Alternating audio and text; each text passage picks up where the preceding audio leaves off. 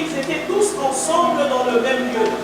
Tout à coup, il vint du ciel un bruit comme celui d'un vent impétueux, et il remplit toute la maison où ils étaient assis. Des langues semblables à des langues de feu leur apparurent, séparées les uns les unes des autres, et se posèrent sur chacun d'eux. Et ils furent tous remplis du Saint-Esprit et se mirent à parler en d'autres langues, selon que l'Esprit leur donnait de s'exprimer.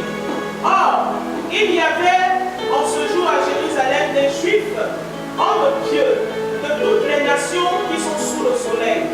Au bruit qui eut lieu, la multitude accourut et elle fut confondue parce que chacun les entendait parler dans sa propre langue.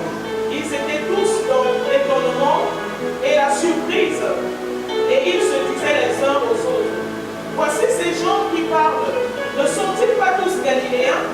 Et comment les entendons-nous dans notre propre langue? À chacun, dans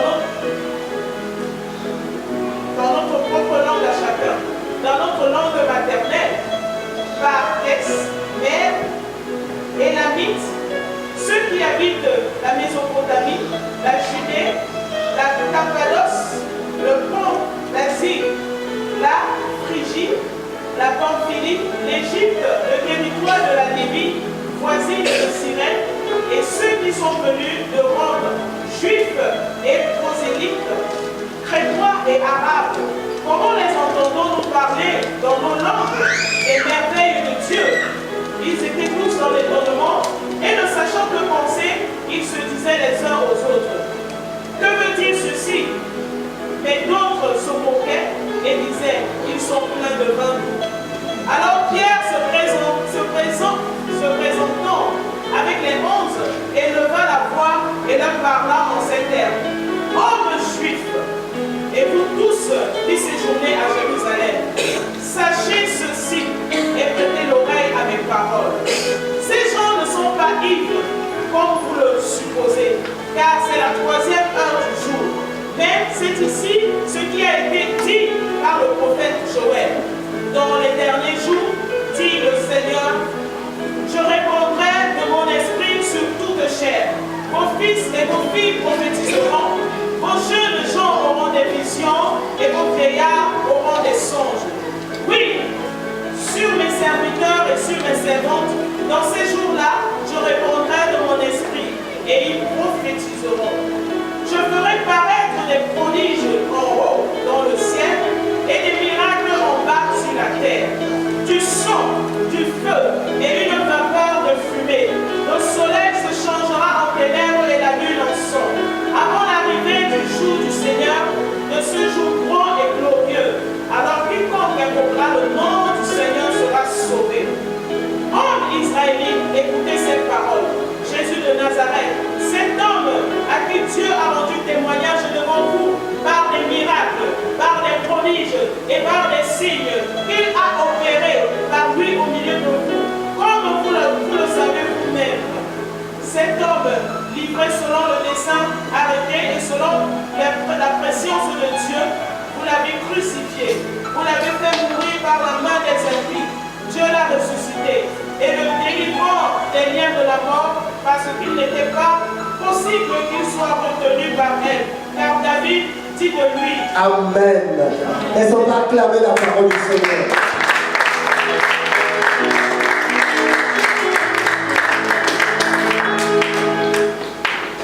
Le Saint-Esprit, il est descendu au jour de la Pentecôte. Jésus-Christ est né de la puissance du Saint-Esprit. Jésus-Christ a accompli le ministère avec l'onction du Saint-Esprit. Tout ce que Jésus-Christ a fait sur la terre, il l'a fait comme un homme roi du Saint-Esprit, rempli du Saint-Esprit. Arrivé à un moment, Jésus-Christ a dit à ses disciples: je dois mourir, je dois partir. Et ils étaient effrayés, ils étaient en peine, ils étaient tristes. Et le Seigneur leur dit: je vous enverrai un autre consolateur, c'est-à-dire quelqu'un qui est comme moi. Et il commence à leur dire ce que le Saint-Esprit fera avec eux. Quand il viendra, il vous conduira dans toute la vérité.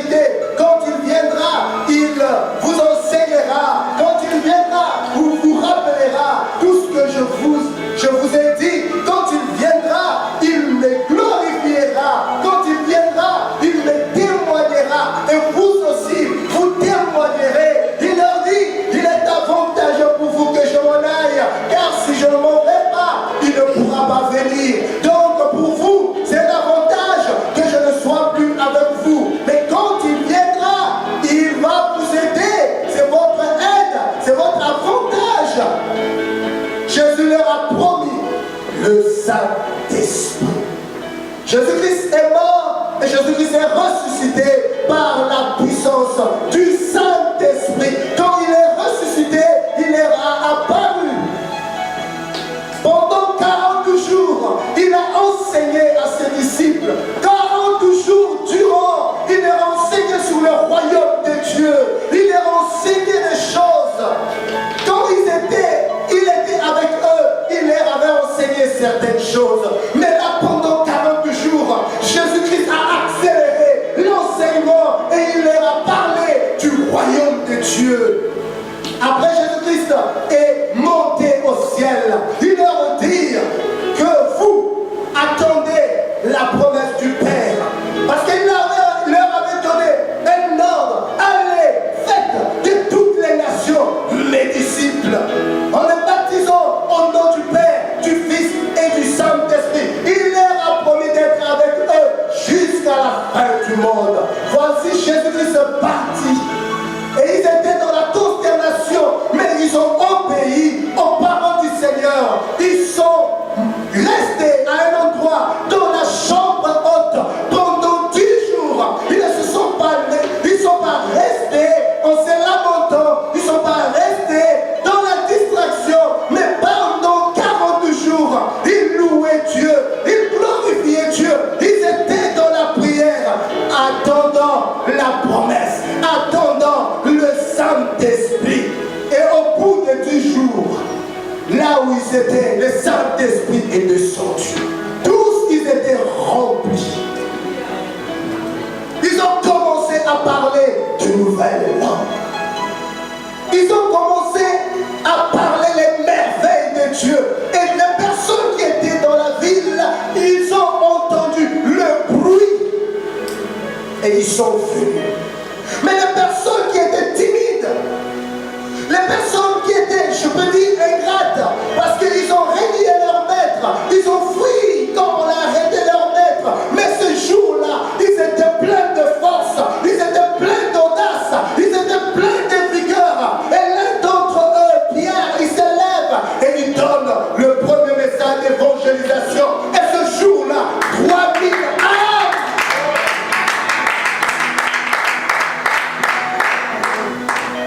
furent sauvés. Des gens se sont convertis par leurs paroles. Mais qu'est-ce qui a fait ce bouleversement? C'était le Saint-Esprit. Mon ami, tu ne peux pas vivre une vie chrétienne puissante sans le Saint-Esprit. Jésus-Christ, il a tout fait par la puissance du Saint-Esprit, avec l'aide du Saint-Esprit. Si tu négliges le Saint-Esprit, tu ne peux pas vivre une vie chrétienne victorieuse. La Bible dit, ce n'est ni par la force, ni par la puissance, par mon esprit. L'homme ne triomphera pas par sa propre force. Nous avons besoin du Saint-Esprit. Nous avons besoin de sa collaboration. Sans lui, nous ne pourrons rien faire. Voilà pourquoi Jésus-Christ leur a dit, attendez la puissance. Vous allez recevoir la puissance du Saint-Esprit, et vous serez mes témoins. On ne peut pas être témoin de Jésus. On ne peut pas témoigner Jésus efficacement sans ce revêtement d'esprit et d'autorité, de puissance. Nous avons besoin de ce revêtement pour parler de Christ. Nous avons besoin de lui pour vivre la vie surnaturelle. Sans le Saint-Esprit, il n'y a pas de surnaturel. Nous aurons une vie chrétienne ferme. Église, nous devons chercher le Saint-Esprit. Nous devons chercher la plénitude du Saint-Esprit.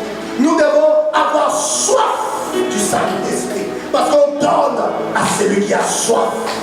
Oui, le jour-là, les gens qui étaient des peureux, ce jour-là, investis par la puissance du Saint-Esprit, ils ont été changés. Comme Gédéon. Gédéon qui était un lâche, un trouillard. Mais quand le Saint-Esprit l'avait saisi, Gédéon est devenu un champion. Toi aussi, tu es le champion de Dieu. Potentiellement, tu es champion. Mais pour manifester ce que tu es, tu as besoin de la puissance du Saint-Esprit.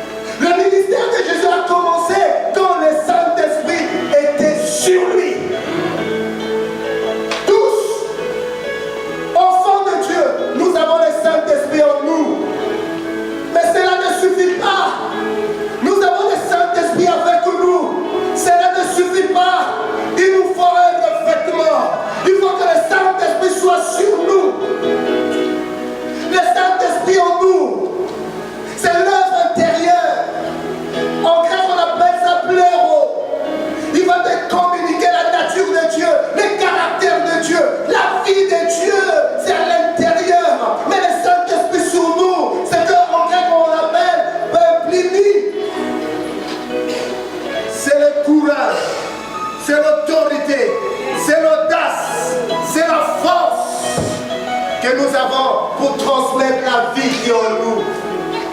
Alors, mes amis, nous ne pouvons pas négliger le Saint-Esprit. La Pentecôte, Dieu dans sa plénitude, sa divinité vient à nous et nous participons réellement à la nature de Dieu. Un chrétien né de nouveau qui s'arrête à la Pâque ne participe pas pleinement à la nature de Dieu. Il ne vit pas la plénitude de Dieu et il ne manifeste pas ce que Jésus a recommandé. Un chrétien qui s'arrête seulement à la Pâque, c'est-à-dire né de nouveau, sans pour autant avancer, connaître l'expérience de la plénitude du Saint-Esprit, il ne peut pas réellement témoigner Jésus efficacement. Il sera faible. Il ne peut pas témoigner. Mais Jésus-Christ a dit, quand il viendra, il me glorifiera, il parlera de moi, il me témoignera, il vous donnera le pouvoir, la puissance dans les témoignages pour les croyants, les incroyants, les Saint-Esprit, leur convainc du péché, de la justice et du jugement. Mais pour nous, enfants de Dieu, le Saint-Esprit ne nous convainc pas du péché, de la justice et du jugement, parce que nous sommes déjà enfants de Dieu. Mais le Saint-Esprit veut nous utiliser pour que nous puissions marquer notre génération. Le Saint-Esprit veut nous utiliser pour que nous soyons des producteurs de preuves. Le Saint-Esprit veut nous utiliser pour que nous soyons les briseurs des jours. Le Saint-Esprit veut nous utiliser pour que nous soyons des faiseurs de miracles. Sans cette puissance, on vivra une vie chrétienne ordinaire. Nous avons besoin de cette puissance. Pour terminer, malheureusement, on va continuer mardi.